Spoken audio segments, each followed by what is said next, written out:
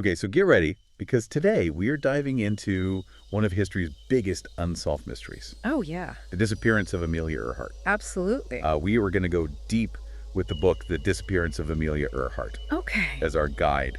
And I gotta say, this book brought up some fascinating details, and honestly, might just change how you view this whole event. It really does. And you know what I think is so captivating about this case, even after all these years, Yeah. is that Amelia Earhart was more than just a pilot. She was a trailblazer, Right. really represented courage and ambition at a time when women were breaking barriers. And her story, I think, continues to inspire even today. Totally. So before we get into the nitty-gritty of the mystery itself, Yeah. let's set the scene a little bit. Okay. So picture this. It's 1937, and Earhart is attempting to circumnavigate the globe Wow. in her Lockheed Electra 10E. The Electra. Yeah, think about that, flying around the entire world back then. Such some serious guts and determination. Absolutely. And she had already made history, as the first woman to fly solo across the Atlantic. Right. For this global flight, it was like the ultimate challenge. She Yeah. had her navigator, Fred Noonan, Uh-huh. by her side, and they were making good progress until that final, fateful leg of the journey. Yeah, and this is where it gets really interesting, and the book really dives into like all the specifics. Yeah. So they take off from New Guinea, Okay. aiming for Howland Island, Wow. a tiny speck of land in the Pacific Ocean.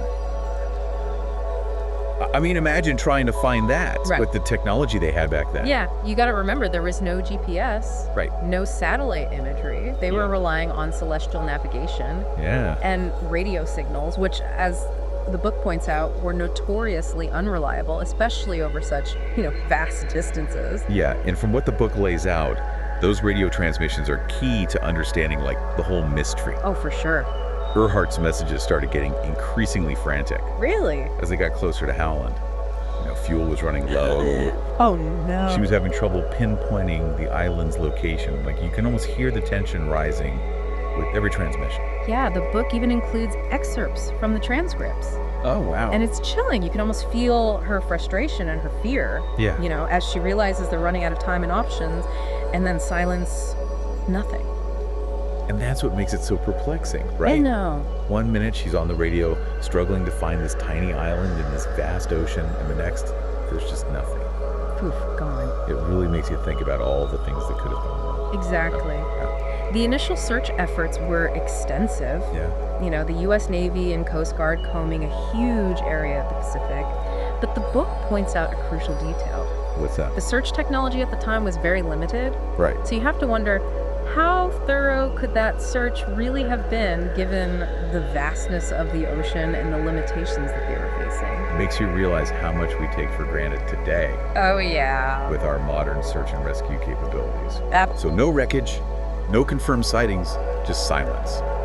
And that's where the theories start swirling, right? Right. The book dives into all sorts of theories that have emerged over the decades, from plausible to the downright outlandish. Oh, yeah. The crash and sink theory is a popular one. Okay. They simply ran out of fuel and went down in the ocean, lost forever. Right. But then you have theories that they landed on a different island.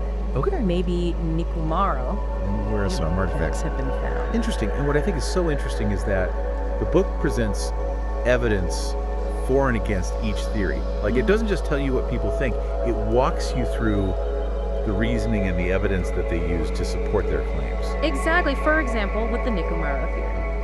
The book discusses the discovery of items that could potentially be linked to Earhart and Noonan, but it also points out the challenges of definitively proving their origin, Right. It makes you weigh the evidence and draw your own conclusions.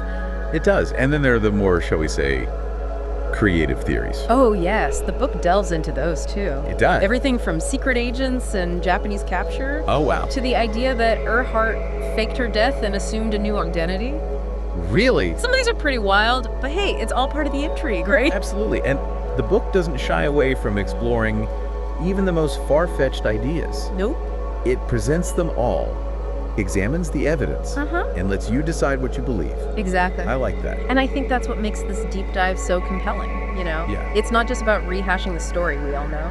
It's about actively engaging with the mystery and the evidence. I agree. So what's the biggest takeaway for you from all of this? For me, it's the reminder that despite all of our advancements, Yeah, there are still some mysteries that may never be fully solved. that's true. And in a way, that's okay. Right. It's the pursuit of answers, the constant questioning and exploration Right. that keeps history alive and makes it so fascinating. I couldn't agree more. It's like a giant puzzle with some pieces missing, and it's up to us to try and fit them together. Yeah.